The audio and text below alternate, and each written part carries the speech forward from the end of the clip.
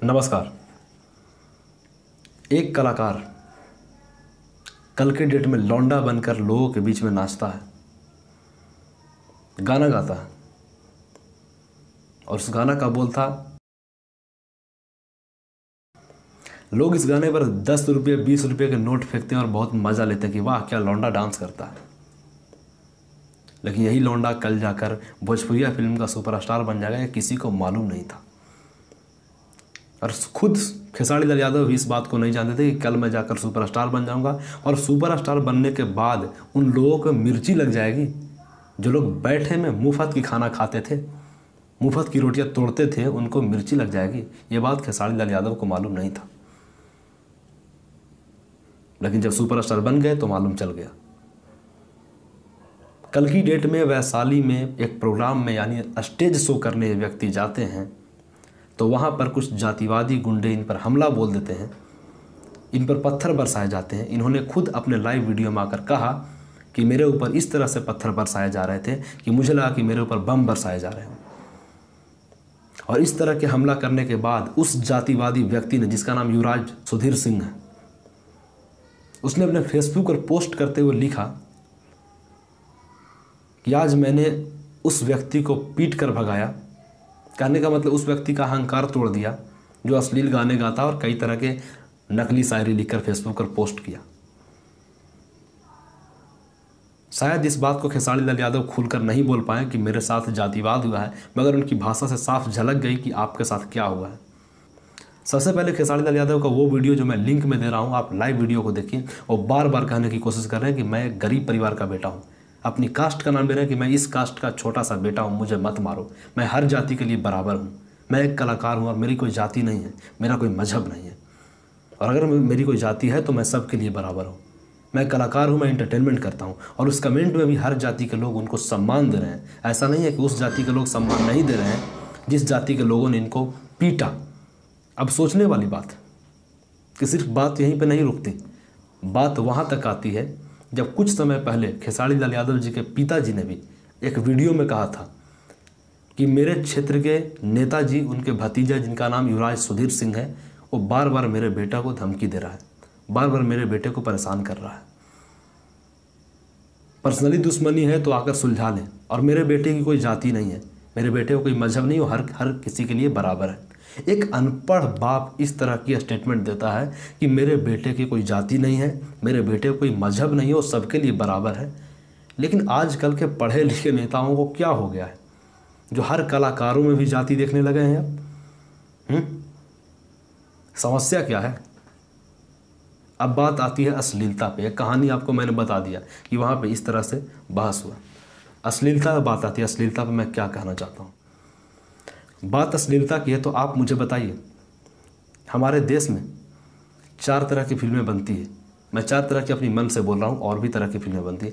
पहला religious film मतलब धार्मिक फिल्म, दूसरा रोमांटिक फिल्म मतलब प्यार व्यार वाला फिल्म भोजपुरिया भाषा में, तीसरा सेक्स पर आधारित फिल्म, और चौथा देशभक्ति फिल्म। आप मुझे बताइए कि महाशिवरात्रि के दिन अगर ये सेक्स वाला फिल्म आप चला देंगे तो क्या नहीं लगता कि आप एक महाबुड़बक होंगे फिर? और आप कहेंगे कि ये कौन सा डायरेक्टर भाई जो इस तरह की फिल्म बनाता है सेक्स पर आधारित, जबकि बुड़बक आप हो, वो डायरेक्टर सही है। उस डायरेक्टर ने फिल्म बनाई और इस फिल्म को सेंसर बोर्ड ने पास किया। इस फिल्म को क्यों बनाया गया सेक्स पर आधारित? क्योंकि वो बच्चे, उस कॉलेज के बच्चे इस बात को समझ सकें कि कम उम्र में सेक्स करने का मतलब क्या होता है, आगे चल के क्या बीमारियां हो जाती है। वो इस ज्ञान के लिए बनाया इस फिल्म को। ऐसा नहीं था कि समाज को तोड़ने के लिए, समाज में गलत मैसेज फैलाने के लिए इस फिल्म को बनाई गई।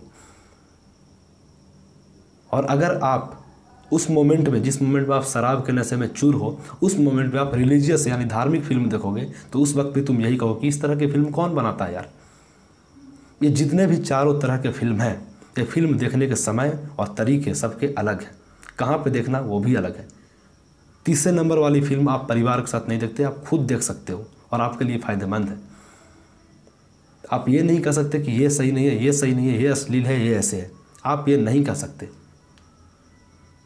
जिस गाना ने खेसारी लाल यादव को सुपरस्टार बना दिया, उस गाने का नाम है इस गाने को पसंद किसने किया? तो हमारे बिहार और यूपी की जनता ने किया। इस गाने को लाइक किसने किया? तो हमारे बिहार और यूपी की जनता ने किया। और इस गाने से सुपरस्टार किसने बनाया खेसारी लाल यादव को? तो बिहार की जनता और यूपी की जनता ने बनाया। तो फिर इसमें इसकी क्या गलती? आप मुझे बताओ। तुम जैसे ज़्यादा पढ़े लिखे लोगों को समझ में नहीं आता कि दिक्कत क्या है। पल्लू के नीचे उठा दूं तो हंगामा हो, डॉट डॉट डॉट डॉट, आगे आप पढ़ लेना है विकिपीडिया पर जाकर। इस गाने में आपको नहीं दिखती अश्लीलता? स्विमिंग पूल में नहा के नमकीन हो गई हो, सनी लियोन बिकनी पर कर डांस करती है, इसमें अश्लीलता आपको नहीं दिखती क्योंकि वो हिंदी भाषा में बनी हुई है। लेकिन हमारे भोजपुरी में पति को पियवा कहा जाता है, उसमें भी आपको अश्लीलता दिखती है। पता नहीं क्यों। भाई साहब के सुपर हिट गाना जिसका नाम है चोलिया के हुक राजा जी, उस गाने को सरस्वती माँ के पंडाल में पीछे से डीजे पर बजाओगे तो क्या ये शोभनीय है? बताओ ना आप मुझे। अश्लीलता तो आप जैसे लोगों ने फैला रखी है इस देश में, इस सिंगर ने थोड़े ना फैलाया।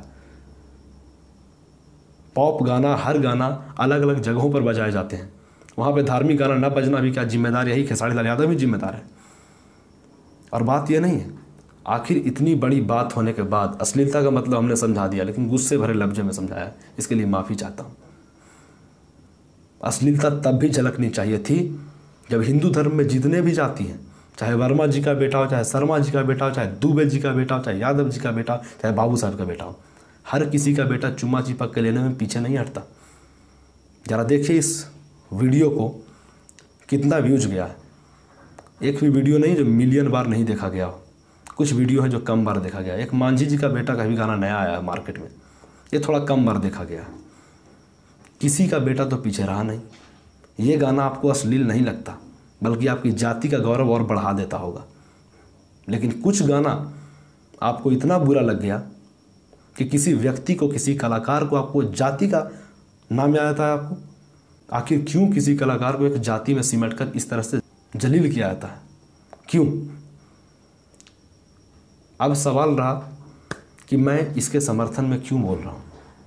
भाई साहब, मैं इसके समर्थन में क्यों नहीं बोलूँ? मैं ऐसे कलाकार के समर्थन में क्यों नहीं बोलूँ?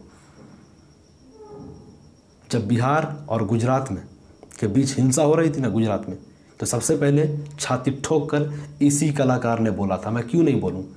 और ऐसा नहीं है कि अब ये क्लेम मैं नहीं लगाना चाहता कि पवन सिंह ने नहीं गाया। अश्लील गाना हर किसी ने गाया। आप बैन लगाओ इस गानों पर, सुनना बंद करो इस गानों को।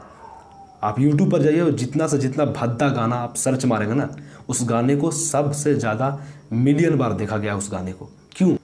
भाई साहब, कलाकारों के ऊपर ढिकरा फोड़ने से बेहतर है अपने आप सर पे ऊपर फोड़ें कि आखिर क्यों हम सबसे गंदे गानों को सबसे ज़्यादा बार सुनते हैं। क्यों भाई साहब? यानी हम डिमांड करते हैं कि तुम इस तरह के गाना गाओ और हम इस तरह के गाना सुनेंगे। और इस तरह के गाना गा गा के आजकल के छोटे मोटे लौंडे सुपरस्टार बहुत तेज़ी से ऊपर उछलने की सोच रहे हैं। आप इनके ऊपर कार्रवाई करो, ऐसे लोगों पर कार्रवाई मत कीजिए। ये हमारे बिहार के हीरा हैं। सच बात तो ये है, सच बात ये नहीं कि अश्लीलता का शिकार हैं ये लोग। सच बात ये नहीं है कि अश्लील गाना गा गा कर चमके हैं।